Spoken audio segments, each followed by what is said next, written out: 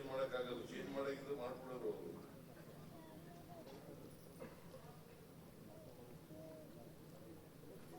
ಮಹಾತ್ಮ ಯೋಜನಾ ಆಯೋಗ ಬದಲಾವಣೆ ಮಾಡ್ಬೋದು. ನೀತಿ ಆಯೋಗ, ನೀತಿ ಅವರು ನೀತಿನೇ ಇಲ್ಲ ಅವರಿಗೆ. ನೀತಿ ಆಯೋಗ ನೋಡಿ ಹೇಳ್ತಾರೆ, ಅಂಬಾನಿ ಅದಾನಿ ಆಯೋಗ.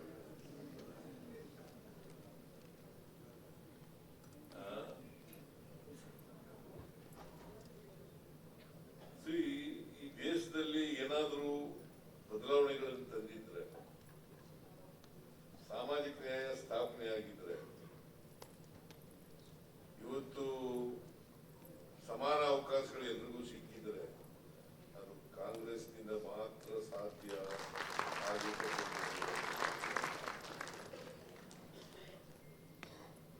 ಇದನ್ನು ನಾವು ಅರ್ಥ ಮಾಡ್ಕೋಬೇಕಾಗ್ತದೆ.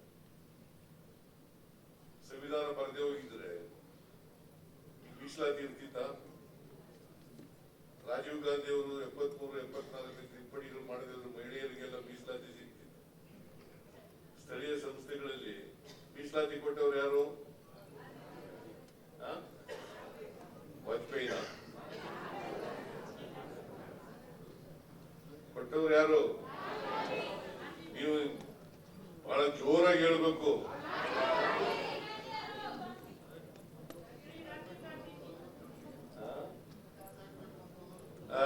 ಕಿತ್ತಾಕ್ಬೇಕು ಅಂತ ಹೊರಟಿದವ್ರು ಯಾರು ಗೊತ್ತಾ? ಹಿಂದುಳಿದವರಿಗೆ, ಮಹಿಳೆಯರಿಗೆ ಮೀಸಲಾತಿ ಇರಬಾರದು ಸ್ಥಳೀಯ ಸಂಸ್ಥೆಗಳಲ್ಲಿ ಅಂತೇಳಿ ಅವನು ಯಾವನೋ ರಾಮ ಜೋಯಿಶ್ ಬಿಜೆಪಿಯ ರಾಜ್ಯಸಭಾ ಸದಸ್ಯ, ಬಿಜೆಪಿಯ ಉಪಾಧ್ಯಕ್ಷ, ಅವನು ಸುಪ್ರೀಂ ಕೋರ್ಟ್ಗೆ ಹೋಗ್ತಾನೆ. ನಾನು ಸಿಂಗುಲರ್ ಮಾತಾಡ್ತಾ ಇದ್ದೀನಿ ಅಂತ ಯಾರು ತಿಳ್ಕೊಬಾರದು.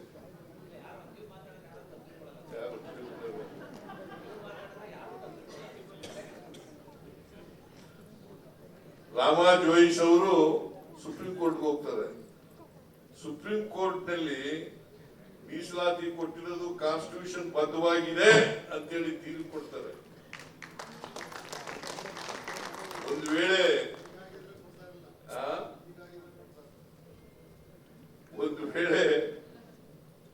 ನಮಗೆ ಕೊಡದೆ ಹೋಗಿದ್ರೆ, ನ್ಯಾಯ ಕಾನ್ಸ್ಟಿಟ್ಯೂಷನ್ ಸುಪ್ರೀಂ ಕೋರ್ಟ್ ನವರು ಅದನ್ನು ಎತ್ತಿಡಿದೇ ಹೋಗಿದ್ರೆ ಏನಾಯ್ತಿತ್ತು? 73, 74 ತಿದ್ದುಪಡಿಗಳು. ಹಿಂದುಳಿದವರಿಗೆ ಮೀಸಲಾತಿ ಸಿಗ್ತಿರ್ಲಿಲ್ಲ, ಮಹಿಳೆಯರಿಗೆ ಮೀಸಲಾತಿ ಸಿಗ್ತಿರ್ಲಿಲ್ಲ, ದಲಿತರಿಗೂ ಕೂಡ ಅಧ್ಯಕ್ಷ ಉಪಾಧ್ಯಕ್ಷರ ಮೀಸಲಾತಿ ಇರಲಿಲ್ಲ. ಗೊತ್ತಾಯ್ತಾ? ಅಧ್ಯಕ್ಷ ಉಪಾಧ್ಯಕ್ಷರು ಮೀಸಲಾತಿ ಇರಲಿಲ್ಲ.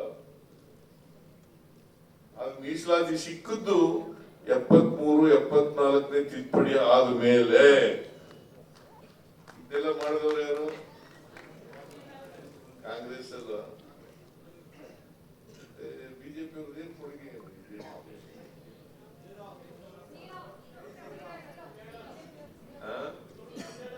ಓಟ್ ಕಳ್ಳತನ.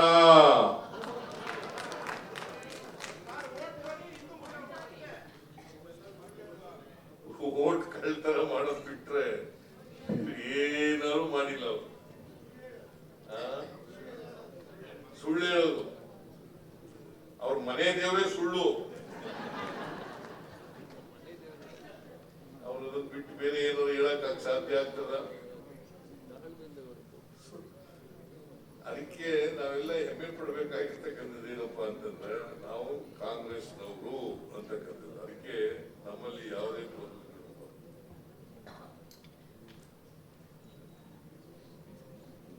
ಕಾಂಗ್ರೆಸ್ ಅಂತಂದ್ರೆ ಒಂದು ರಾಜಕೀಯ ಪಕ್ಷ ಅಷ್ಟೇ ಅಲ್ಲ, ಇದು ಒಂದು ಚಳವಳಿ. ಕಾಂಗ್ರೆಸ್ ಪಕ್ಷ ಬರೀ ರಾಜಕೀಯ ಪಕ್ಷ ಅಲ್ಲ, ಇದು ಒಂದು ಚಳವಳಿ ಮತ್ತು ಸಿದ್ಧಾಂತ. ಒಂದು ಸಿದ್ಧಾಂತ, ಒಂದು ಚಳವಳಿ. ನಾವೆಲ್ಲ ಚಳವಳಿನಲ್ಲಿ ಇದ್ದೀವಿ, ನೀವೆಲ್ಲ ಚಳವಳಿನಲ್ಲಿ ಇದ್ದೀರಿ, ಕಾಂಗ್ರೆಸ್ನವರೆಲ್ಲ ಚಳವಳಿನಲ್ಲಿ ಇದ್ದೀರಿ. ಅಂದ್ರೆ ಬದಲಾವಣೆ ಮಾಡಬೇಕು, ಸಮಾನತೆಯನ್ನು ತರಬೇಕು.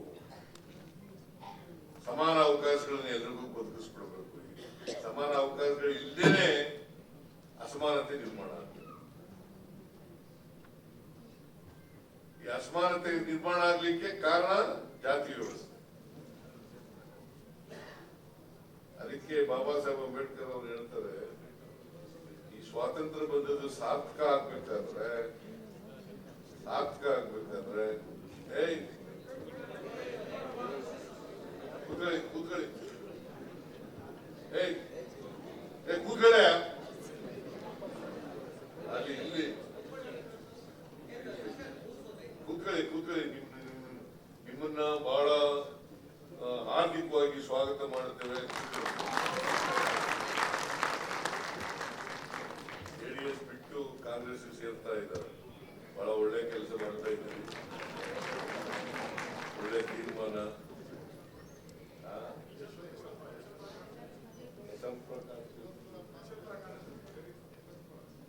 ಓಕೆ, ಬಹಳ ಒಳ್ಳೆ ದಿನನೇ ಸೇರ್ತಾ ಇದ್ದೀರಿ.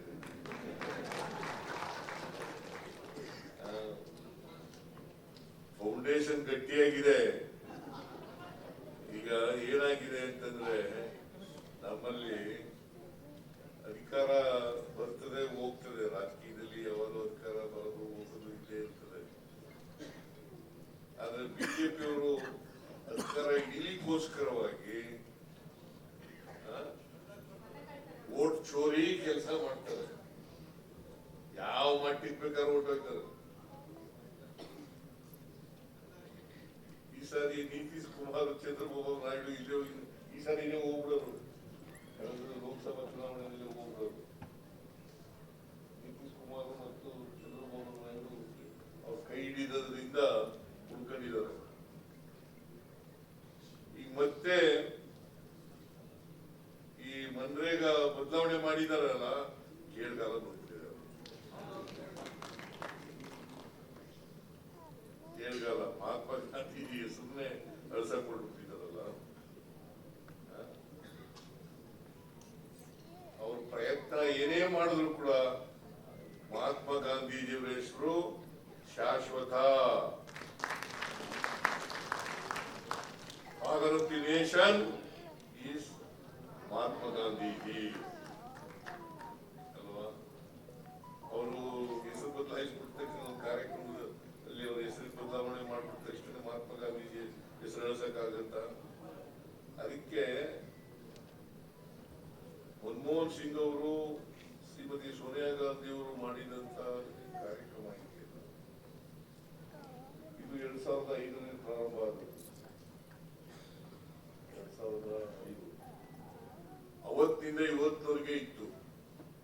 ಈಗ ಬದಲಾವಣೆ ಮಾಡಕ್ ಹೊರಟ್ಬಿಟ್ಟಿದ್ದಾರೆ. ಇದು ಕ್ಯಾಬಿನೆಟ್ ನಲ್ಲಿ ಡಿಸಿಷನ್ ಆಗಿಲ್ಲ, ಪ್ರಧಾನಮಂತ್ರಿಯವರ ಕಚೇರಿನಲ್ಲೇ ತೀರ್ಮಾನ ಆಗಿರೋದು. ಇದು ಸಂಬಂಧಪಟ್ಟ ಮಂತ್ರಿಗೂ ಗೊತ್ತಿಲ್ಲ ಪಾಪ. ಅದಕ್ಕೆ ಇದನ್ನ ಉಳಿಸ್ಕೊಳ್ತಕ್ಕಂಥದ್ದು, ರಕ್ಷಣೆ ಮಾಡಬೇಕಾಗಿರೋದು ಯಾರ ಕರ್ತವ್ಯ? ನಮ್ಮ ಕರ್ತವ್ಯ, ನಮ್ಮ ಜವಾಬ್ದಾರಿ. ಅದಕ್ಕೋಸ್ಕರ ನಿನ್ನೆ CWC ಕಾರ್ಯಕಾರಿ ಸಮಿತಿಯಲ್ಲಿ ತೀರ್ಮಾನ ಆಗಿದೆ. 5ನೇ ತಾರೀಕಿನಿಂದ ಚಳವಳಿ ಮಾಡಬೇಕು. ಗ್ರಾಮ ಪಂಚಾಯಿತಿಯಿಂದ ರಾಜ್ಯ ಮಟ್ಟದವರೆಗೆ ಚಳವಳಿ ನಿರಂತರವಾಗಿ ಮಾಡ್ತಾ ಇರಬೇಕು ಅಂತಕ್ಕಂಥ ಮಾತುಗಳನ್ನ ಹೇಳಲಿಕ್ಕೆ ಬಯಸ್ತಾ ಇದ್ದೇನೆ. ಇದನ್ನ ಉಳಿಸ್ತಕ್ಕಂಥದ್ದು ಕೆಲಸ ನಮ್ಮ ಕೆಲಸ. ನಮ್ಮ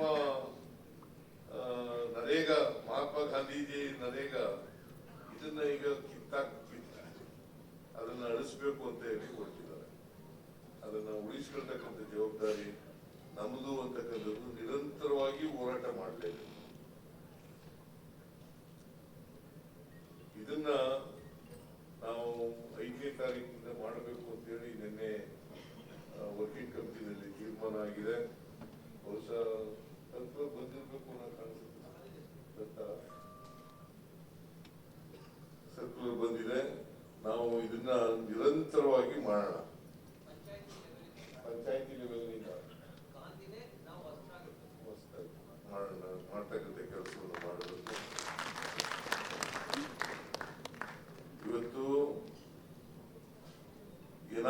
ದೇಶಕ್ಕೆ ಬದಲಾವಣೆ ಮಾಡಿದ್ರೆ ಇಲ್ಲಿವರೆಗೆ ಬಂದಿದ್ರೆ ನಾವು ಸ್ವತಂತ್ರ ಭಾರತದಲ್ಲಿ ಬದಲಾವಣೆಗಳಾಗಿದ್ರೆ ಅದಕ್ಕೆ ಕಾಂಗ್ರೆಸ್ ಪಕ್ಷ ಕಾರಣ.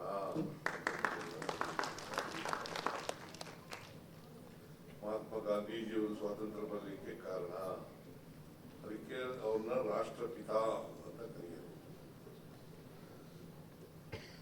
ಈ ರಾಷ್ಟ್ರಪಿತ ಅಂತ ನಾವು ಏನ್ ಕರಿತೀವಿ ಅವರ ಹೆಸರನ್ನೇ ಈಗ ಅಳಸಾಕಿಕೊಡ್ತಾರೆ. ಇದನ್ನ ಅಳಸಾಕಕ್ಕೆ ಬಿಡಬಾರದು ಅಂತಕ್ಕಂಥದ್ದೇ ನಾವು ಎಲ್ಲರೂ ಕೂಡ ಒಟ್ಟಾರೆಯಾಗಿ ಕಾರ್ಮಿಕರಿಂದ ಇವತ್ತು ಏನಾಗಿದೆ, ರೂರಲ್ ಎಕಾನಮಿನೇ ಹಾಳು ಮಾಡ್ಬೇಕು ಹೊರಟಿದ್ದಾರೆ. ದಲಿತರು, ಹಿಂದುಳಿದವರು, ಅಲ್ಪಸಂಖ್ಯಾತರು, ಮಹಿಳೆಯರು, ಇವ್ರಿಗೆ ಹೆಚ್ಚಾಗಿ ಕೆಲಸ ಸಿಕ್ಕಿದ್ರೆ ಇವ್ರಿಗೇನೆ 3 ದಿನ ಕೊಡಬೇಕು. ಯಾವಾಗ ಕೊಡಬೇಕು, ಯಾವಾಗ ಕೆಲಸ ಇರೋದಿಲ್ಲ ಆ ಟೈಮಿಗೆ ಕೊಡಬೇಕು. ಗ್ರಾಮೀಣ ಪ್ರದೇಶದಲ್ಲಿ ಈ ಕೆಲಸ ಆಸ್ತಿ ಸೃಜನೆ ಮಾಡ್ತಾ ಇರ್ತಕ್ಕಂಥ ಈ ಕಾರ್ಯಕ್ರಮವನ್ನ ನಾಶ ಮಾಡಲಿಕ್ಕೆ ಹೊರಟಿದ್ದಾರೆ. ಅದ್ರ ಜೊತೆಗೆ ರಾಜ್ಯಗಳು ಇವತ್ತಿನವರೆಗೆ ಕೇಂದ್ರ ಸರ್ಕಾರ ಅಂದ್ರೆ ರಾಜ್ಯಗಳದ್ದೇ ದುಡ್ಡು ಕೇಂದ್ರ ಸರ್ಕಾರ ಕೊಡ್ತಿತ್ತು. ಈಗ ಪೂರ್ಣವಾಗಿ ಕೇಂದ್ರ ಸರ್ಕಾರ ಕೊಡ್ತಾ ಇತ್ತು. ಇದಾದ್ಮೇಲೆ ಈಗ ಏನ್ ಮಾಡಿದ್ದಾರೆ, ಹೊಸ ಕಾಯ್ದೆ ತಗೊಂಡ್ಬಂದಿದ್ದಾರೆ. ಎಂತಿದ್ದು ವಿಬಿಜಿ ರಾಮ್ಜಿ ಕಾಯ್ದೆ ತಗೊಂಡ್ಬಂದಿದ್ದಾರೆ.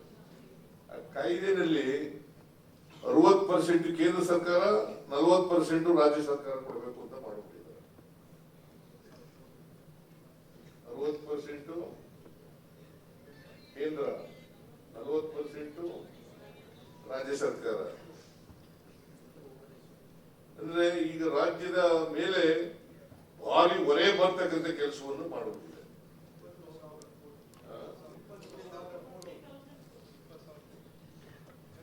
ಅಂತ ಇನ್ನೂ ಅಂದಾಜು ಲೆಕ್ಕ ಅದು ಅಂದಾಜು 20,000 ಕೋಟಿ ನಷ್ಟ ಆಗ್ಬೋದು ಅಂತ ಕಂಡೀಷನ್ಸ್ ಎಲ್ಲ ಚೇಂಜ್ ಮಾಡಿದ್ದಾರೆ. ಸೊ ಇದನ್ನ ಆಗಕ್ಕೆ ಬಿಡಬಾರ್ದು ನಾವು ಅಲ್ವಾ. ಅದಕ್ಕೋಸ್ಕರ ಏನಾದ್ರು ಇಡೀ ದೇಶದಲ್ಲಿ ಕಾರ್ಯಕರ್ತರು ಹೆಚ್ಚಾಗಿರ್ತಕ್ಕಂಥ ರಾಜಕೀಯ ಪಕ್ಷ ಯಾವುದಾದ್ರು ಇದ್ರೆ ಅದು ಕಾಂಗ್ರೆಸ್ ಮಾತ್ರ. ಇಡೀ ದೇಶದಲ್ಲಿ ಯಾವ ರಾಜ್ಯದಲ್ಲೂ ಕಾರ್ಯಕರ್ತರು ಇಲ್ಲ ಅಂತ ಹೇಳಕ್ಕಾಗಲ್ಲ. ಎಲ್ಲ ರಾಜ್ಯಗಳಲ್ಲೂ ಕೂಡ ಕಾಂಗ್ರೆಸ್ ಕಾರ್ಯಕರ್ತರು ಇದ್ದಾರೆ. ಅದರಿಂದ ಇದನ್ನು ಉಳಿಸ್ತಕ್ಕಂಥ ರಕ್ಷಣೆ ಮಾಡತಕ್ಕಂಥ ಕೆಲಸವನ್ನ ನಾವು ನೀವೆಲ್ಲ ಮಾಡೋಣ ಅಂತಕ್ಕಂಥ ಮಾತುಗಳನ್ನ ಹೇಳಿ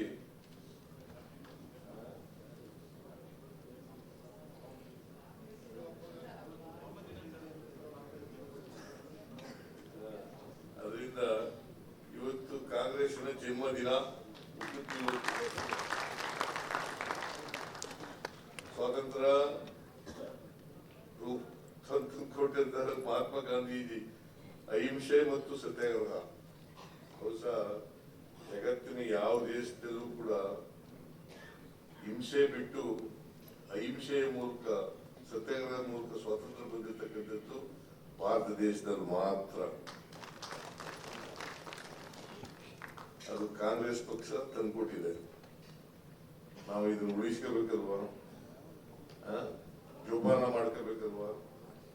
ಆ ಕೆಲಸ ನಾವು ನೀವು ಎಲ್ಲ ಮಾಡೋಣ ಅಂತ ಹೇಳ್ತಾ ಇವತ್ತು ನಿಮ್ಮೆಲ್ಲರಿಗೂ ಕೂಡ ಕಾಂಗ್ರೆಸ್ಸಿಗರಿಗೆ ಒಂದು ಐತಿಹಾಸಿಕವಾದ ದಿನ ಅಂತಕ್ಕಂಥ ಮಾತುಗಳನ್ನು ಹೇಳಿ ನನ್ನ ಮಾತುಗಳನ್ನು ಮುಗಿಸ್ತೇನೆ. ಜೈ ಹಿಂದ್, ಜೈ ಕಾಂಗ್ರೆಸ್, ಜೈ ಸಂವಿಧಾನ.